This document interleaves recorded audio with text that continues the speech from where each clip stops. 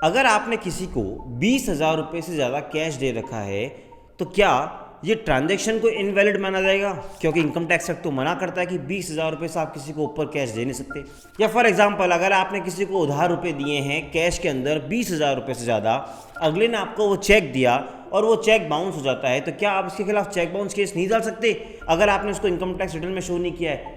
ऐसे कई सारे कन्फ्लिक्टिंग जजमेंट्स इंडिया में आए हैं जहाँ पे अलग अलग पोजीशन ली गई है। लेकिन हाल ही में honourable supreme court of India ने चेक बाउंस केस के मामले में एक डिटेल जजमेंट देते हुए इस पूरे लॉ को सेटल कर दिया है और बताया है कि क्या 20,000 रुपये से ऊपर दिया गया किसी को कैश चेक बाउंस के दायरे में आता नहीं आता, क्योंकि मोस्टली हम लोगों को कैश ही उधार में देते हैं, जनरली एक नंबर में एंट्री कम करते हैं। अभी क्या जजमेंट है, इसके पीछे क्या कानून है, और हम आपको बताएंगे कि चेक बाउंस केस का बेसिक कानून क्या होता है। इन सब बातों को जानने के लिए आपको ये देखना पड़ेगा आज का ये खास वीडियो एंड तक। शुरू करते हैं आज का ये खास वीडियो।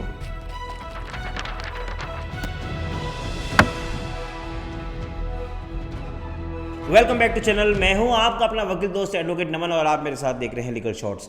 तो आज हम बात कर रहे हैं उस लैंडमार्क जजमेंट की जिसका नाम है संजाबी स्तरी वर्सेस किशोर 2025 सुप्रीम कोर्ट। इस केस के फैक्ट्स और लॉ को जानेंगे और हम जानेंगे 138 यानी चेक बाउंस के बेसिक कानून के बारे में। लेकिन उससे पहले एक जरूरी अनाउंसमेंट, अगर आपके जीवन में कोई कानूनी समस्या है या आप किसी पॉइंट पे हमसे कानूनी समाधान चाहते हैं, नीचे लिंक दे रहा हूँ, उस लिंक पर क्लिक कर आप मेरी टीम से घर बैठे एक कॉल पर अपनी सारी समस्याओं का समाधान पा सकते हैं। और अगर आपको ऐसा कंटेंट पसंद आ रहा है तो प्लीज़ सब्सक्राइब द चैनल। अब हम आ जाते हैं इस जजमेंट के ऊपर। इस केस के बड़े बेसिक से फैक्ट्स थे। कंप्लेनेंट और एक्यूज्ड यानी जो परिवादी जिसने केस डाला और जो आरोपी है वो दोनों खास मित्र हुआ करते थे। जब मित्र को जरूरत पड़ी पैसों की तो परिवादी जो कंप्लेनेंट था उसने कहा ठीक है, अगर आपको रुपयों की ज़रूरत पड़ती है और आपको 6 लाख रुपए चाहिए तो मैं आपको 6 लाख रुपए दे देता हूँ कैश के अंदर, क्योंकि मेरे पास कैश है। हालांकि मेरे पास नहीं है, लेकिन मैं मेरे फादर से उधार लेके आपको दे सकता हूँ क्योंकि आप मेरे फ्रेंड हैं। उसने उसको 6 लाख रुपए उधार दे दिए। अब जब वापस चुकाने की बात आई तो उस फ्रेंड ने आनाकानी करना शुरू कर दिया।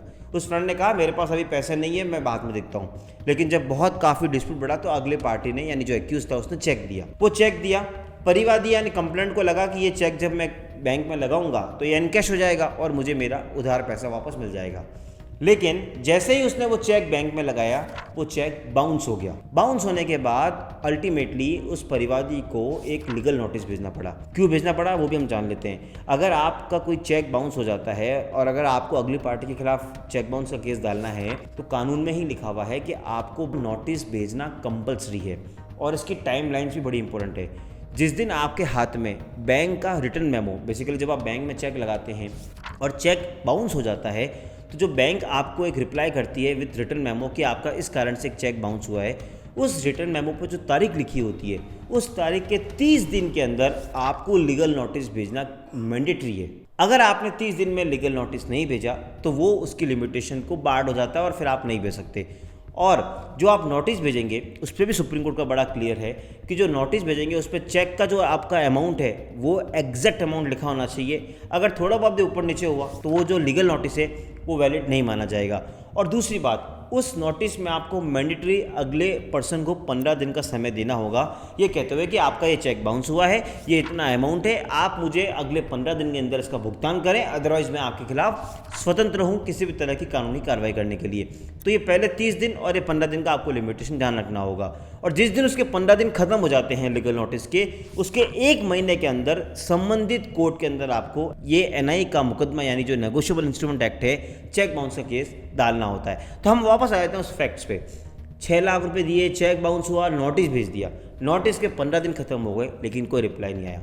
अल्टीमेटली उस कंप्लेनेंट को एक चेक बाउंस का केस डालना पड़ा। केस डाला, ट्रायल शुरू हुई।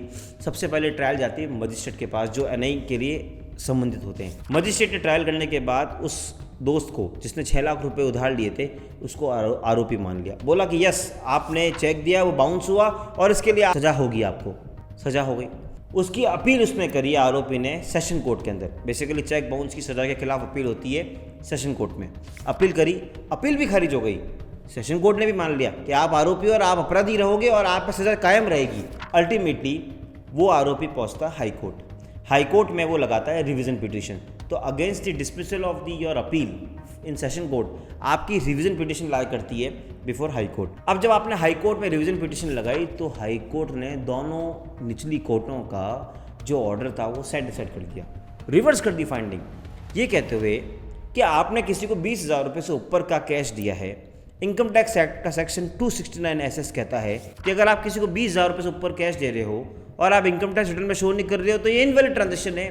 तो अगर इनवैलिड ट्रांजेक्शन है तो फिर उसका चेक बाउंस का केस भी नहीं होगा, और अगर केस है तो उसमें सजा नहीं हो सकती। और इस तरह हाई कोर्ट ने इस दोनों फाइंडिंग को रिवर्स कर दिया।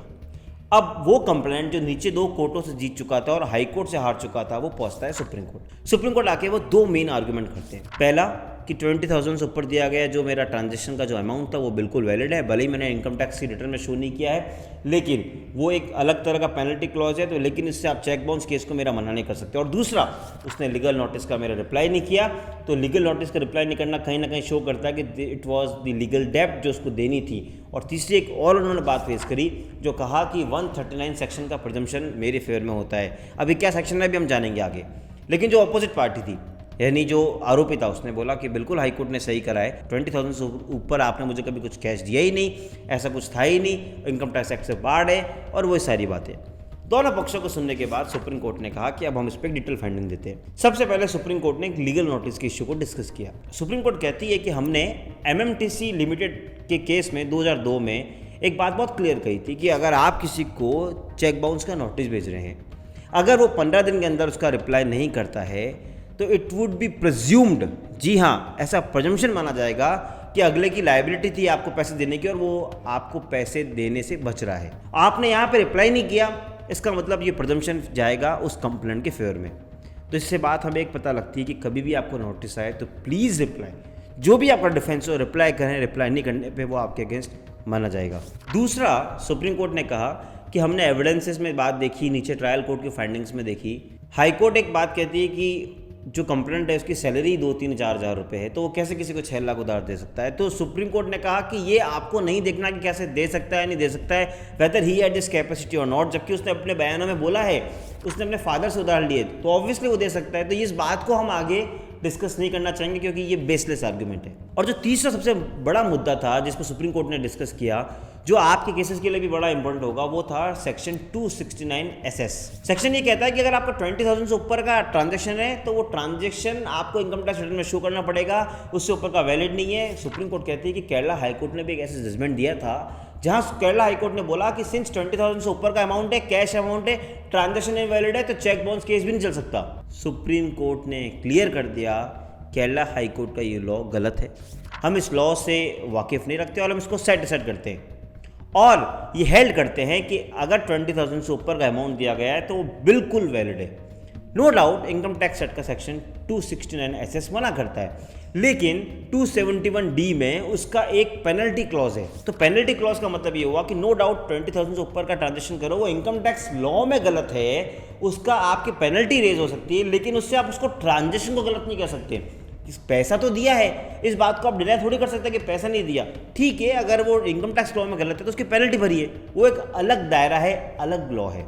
लेकिन 20,000 से अगर आपने ऊपर दिया है तो उसकी सिर्फ पेनल्टी हो सकती है, लेकिन वो चेक बाउंस केस चलेगा क्योंकि वो ट्रांजैक्शन इनवैलिड नहीं है। तो फाइनली सुप्रीम कोर्ट ने इस बात को हेल्ड कर दिया है कि ये जो पहले जजमेंट्स आ रहे थे कई हाई कोर्ट्स के, जहाँ कह रहे थे कि 20,000 से ऊपर का अमाउंट है, आपने इनकम टैक्स रिटर्न में शो नहीं किया है, कैश अमाउंट की एंट्री नहीं होती है, तो चेक बाउंस केस चलेगा नहीं। कई बार ये डिफेंस होता था कि जो पैसे देने वाला है उसकी कैपेसिटी नहीं है, महीने के 2,000 कमा रहा है, कहाँ से 6 लाख दे देगा। इन सारी बातों को नकार दिया गया है और अब हेल्ड कर दिया है कि ये ट्रांजैक्शंस वैलिड होते हैं। अगर आपको गलत लग रहा है इनकम टैक्स अथॉरिटी में जाओ, कंप्लेंट करो, पेनल्टी लगाओ, जो करना है करो, लेकिन इस लॉ में ये बिल्कुल सही है। तो इस तरीके से सुप्रीम कोर्ट ने हाई कोर्ट की उस फाइंडिंग को रिवर्स करा और हाई कोर्ट को एक बात और बोली कि जब दो कोर्टों की फाइंडिंग होती है तो आपको रिवर्स करने से पहले साउंड रीजनिंग देनी होती है, जो आपने नहीं दी। और एक बात और हाई कोर्ट भूल गई, वो ये कि सेक्शन 139 का प्रिजम्पशन था। 139 सेक्शन ऑफ NI एक्ट ये कहता है कि अगर एक बार आरोपी ये एडमिट कर ले कि हाँ ये चेक मैंने साइन किया है, तो ये प्रिज्यूम माना जाएगा कि वो जो चेक दिया गया था वो उसकी कोई लीगल डेब्ट थी या कोई उधार लिया उसी के लिए दिया गया है। अब अगर एक्यूज को इस पे रिबट करना है तो वो रिबट कर सकता है। अब उसके ऊपर बर्डन है आरोपी के ऊपर, परिवादी के ऊपर नहीं। यानी ये हमेशा जो कंप्लेंट होता है उसके फेवर में पॉइंट जाता है।